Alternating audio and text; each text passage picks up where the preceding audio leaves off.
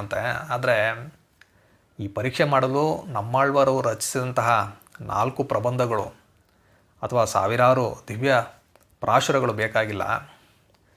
ತಿರುವಾಳ್ಮೊழிಯಲ್ಲಿರುವಂತಹ 2 ಸಾಲನ್ನು ನಾನು ಬರೆದುಕೊಡ್ತೀನಿ, ಅದನ್ನು ನೀವು ಆ ಹಲಗೆಯ ಮೇಲೆ ಇಟ್ಟು ಪರೀಕ್ಷೆ ಮಾಡ್ಬೋದು, ಅಷ್ಟೇ ಸಾಕು ಅಂತ ಹೇಳ್ತಾರೆ.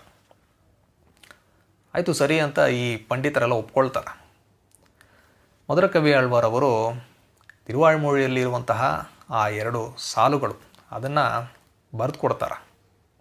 ಆ ಸಾಲುಗಳು ಏನು ಅಂದರೆ, ಕಣ್ಣನ್ ಕழலினை நண்ணும் மனம் உடையீர் ಎಣ್ಣುಂ ತಿರುನಾಮಂ ತಿನ್ನಂ ನಾರಣಮೇ. ಈ 2 ಸಾಲನ್ನು ಬರೆದು ಮಧುರಕವಿ ಆಳ್ವಾರವರು ಅವರಿಗೆ ನೀಡ್ತಾರೆ. ಸರಿ ಅಂತ ಇವರು ಆ ಕೊಳದಲ್ಲಿ ಈ ಹಲಗೆಯ ಮೇಲೆ ಈ ನಮ್ಮಾಳ್ವಾರವರ ಒಂದು ಹಾಡನ್ನು ಇಟ್ಟು ಪರೀಕ್ಷೆ ಮಾಡ್ತಾರೆ.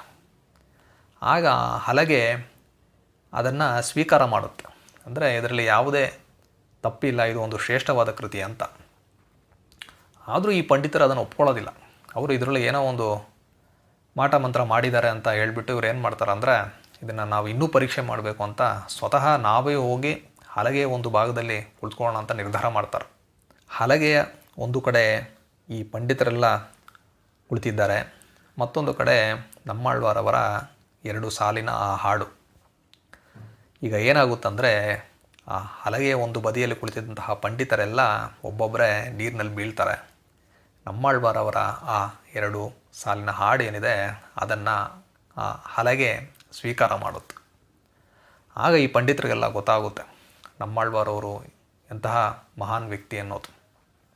ಅವರು ಮಧುರಕವಿ ಆಳ್ವಾರವ್ರ ಹತ್ರ ಕ್ಷಮೆ ಕೇಳಿ ನಮ್ಮಾಳ್ವಾರವರ ಬಗ್ಗೆ ಈ ಪಂಡಿತರೆಲ್ಲ ಹಾಡಿ ಹೊಗಳಿದ್ರು ಅಂತ ಹೇಳಲಾಗ್ತಾ ಇದೆ.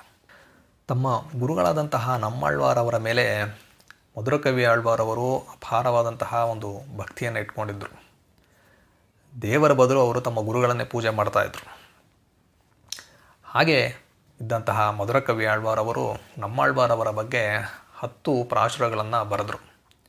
ಒಟ್ಟು 11 ಪ್ರಾಶುರಗಳು, ಅದರಲ್ಲಿ 1 ಪ್ರಾಶುರವನ್ನು ಬಿಟ್ಟು ಇನ್ನು ಉಳಿದು 10 ಪ್ರಾಶುರಗಳಲ್ಲೂ ಅವರು ನಮ್ಮಾಳ್ವಾರವರ ಬಗ್ಗೆ, ಅವರ ಒಂದು ಶ್ರೇಷ್ಠತೆ ಬಗ್ಗೆ ಇದನ್ನೇ ಅವರು ಆ 10 ಹಾಡುಗಳಲ್ಲಿ ಹಾಡಿದ್ದಾರೆ.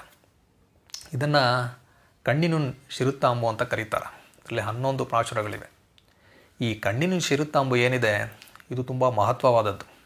ಕಾರಣ ಏನು ಅಂದರೆ, ಈ ಕಣ್ಣಿನ ಶಿರುತ್ತಾಂಬು ಏನಿದೆ ಇದನ್ನು 12,000 ಬಾರಿ ಹಾಡಿ ನಾದಮುನಿಗಳಿಗೆ ಸ್ವತಃ ನಮ್ಮಾಳ್ವಾರವರ ಕೈಯಿಂದ ಈ 4,000 ದಿವ್ಯ ಪ್ರಬಂಧಗಳು